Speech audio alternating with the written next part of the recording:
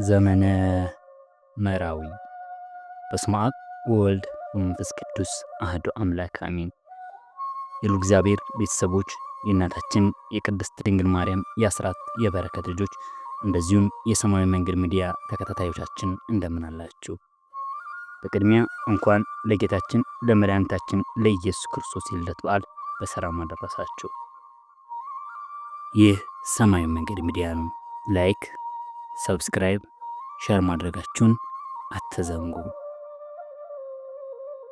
ዘመነ መራዊ በኢትዮጵያ ኦርቶዶክስ ተዋሕዶ ቤተክርስቲያን ዘመናትን እየከፈለችና እያስተማማች ማለት ወቅቱን በሚመስለውና በሚመለከተው መልኩ ወቅቶችን እያፈራረቀች ለእያንዳንዱ ወቅቶች በዘመናት እየከፋፈለች የምትገኝ ሐዋርያው ቅዱስ ጳውሎስ እንደገለጻት ስንዱ እመቤት ናት።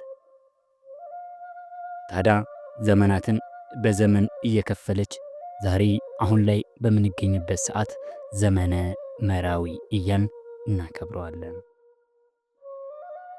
በዚህ ወቅት መራዊ ማለት ሙሽራ ማለት ነው። ምክንያቱም ጌታችን በቃና ዘገሊላ ሰርግ ላይ ተገኝቶ ውሃውን ወደ ወይን የለወጠበትና ራሱን ሰማያዊ ሙሽራ መሆኑን የምናስብበት ወቅት ስለሆነ ቤተክርስቲያንም በዚህ ሰሞን መራዊ መጻ ሙሽራው መጣ እያለች ትዘምራለች።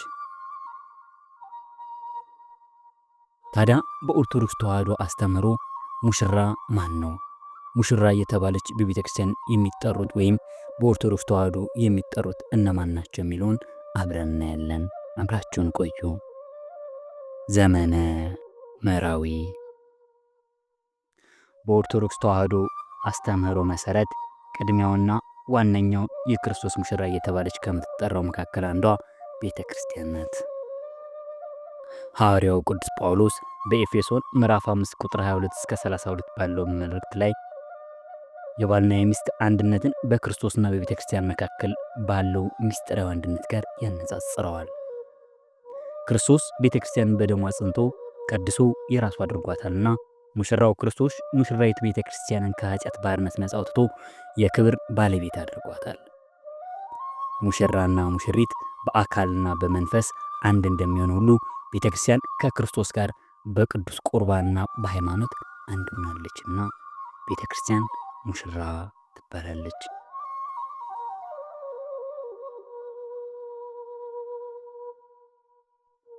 ሌላኛው ቅድስት ድንግል ማርያም የቤተ ክርስቲያን አምሳልና የክርስቶስ ሙሽራ ተብላ ትጠራለች። እንደምን ነው ቢሉ ድንግል ማርያም በመጽሐፍ ቅዱስ ግርማ የተሸለመች መለኮትን በማኅፀኗ የተሸከመች በመሆኗ የሰማያዊ ንጉሥ ሙሽራ ትባላለች። እንደ ሙሽራ በንጽህና በቅድስና ለጌታ የተለየች በመሆኗ በውዳሴ ማርያም በሌሎች የቤተ ክርስቲያን ሊቃውንት ድርሳት ሙሽራ ተብላ ተወድሳለች። ሌላኛው ሙሽራ ተብሎ የሚጠሩት እያንዳንዱ አማኝ የእያንዳንዱ አማኝ ነፍስ ናቸው። በኦርቶዶክስ ተዋሕዶ መንፈሳዊ ሕይወት ትምህርት እያንዳንዱ ክርስቲያን ነፍስ ከፈጣሪው ጋር ያለው ግንኙነት በሙሽራነት ይመሰላል። የነፍስና የቃል አንድነት አንድ እንደሆነ ሁሉ አንድ ክርስቲያን በንስሐ በቅዱስ ቁርባን ሲመላለስ ነፍሱ ከክርስቶስ ጋር ትተባበራለችና የነፍስ ሰርግ ይባላል። ሌላኛው ዝግጅት ሙሽራ ያስብላታል እያንዳንዱን ነፍስ። ሙሽራ ለሰርጉ እንደሚዘጋጅ ክርስቲያንም ለዳግም ምጽአትና ለሰማያዊ መንግስት በበጎ ምግባርና በሃይማኖት ራሱን ማዘጋጀት ይኖርበታልና።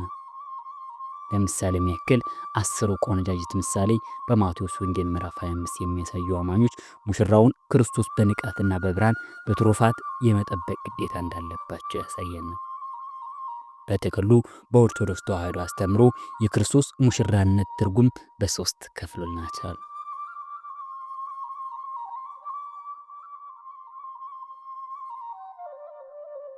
በሶስት ከፍለን እናያቸዋለን።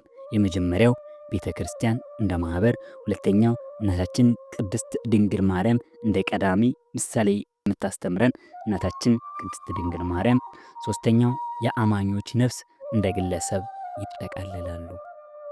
ይህ ግንኙነት በስጋዊ ፍላጎት የተመሰረተ ሳይሆን በቅድስና፣ በንጽህና፣ በመስዋዕትነትና በማይለወጥ ፍቅር ላይ የተመሰረተ ረቂቅ ምስጢር ነው። ዘመነ መራዊ። ይህ ሰማያዊ መንገድ ሚዲያ ቻናል ነው። ሰብስክራይብ፣ ላይክ፣ ሸር፣ ኮሜንት ማድረጋችሁን አትዘንጉ። በያለንበት ሰላም እግዚአብሔር አይለየን። ሀገራችን ኢትዮጵያን ሰላም ያደርግልን። ይቆየ